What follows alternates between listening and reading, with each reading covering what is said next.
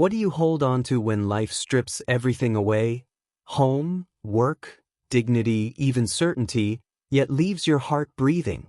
When Allah tests a soul to emptiness, is what remains weakness, or the beginning of faith in the darkest nights? There are seasons in life when everything familiar begins to disappear, quietly at first, then all at once. Not with noise or drama, but with a heavy stillness that settles into the chest.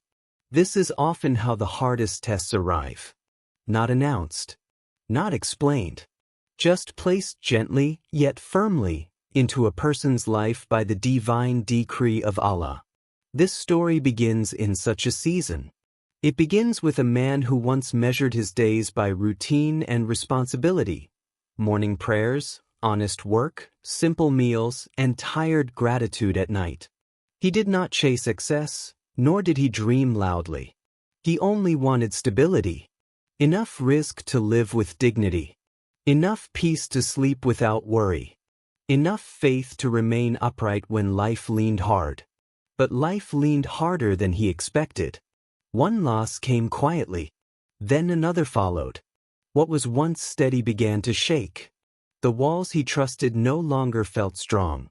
And with every unanswered question, his heart learned a new weight.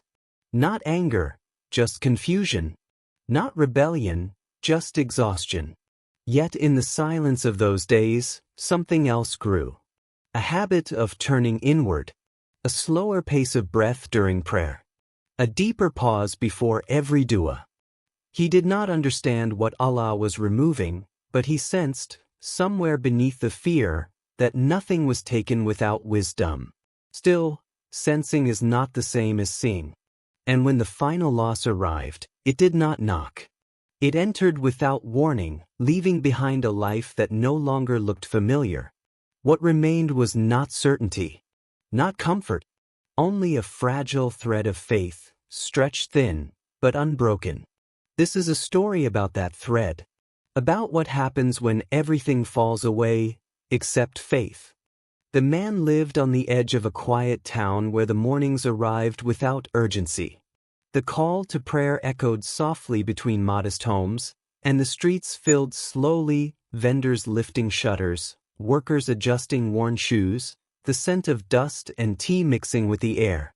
His life was not extraordinary, but it was honest. And for many years, that was enough. He rose before sunrise each day,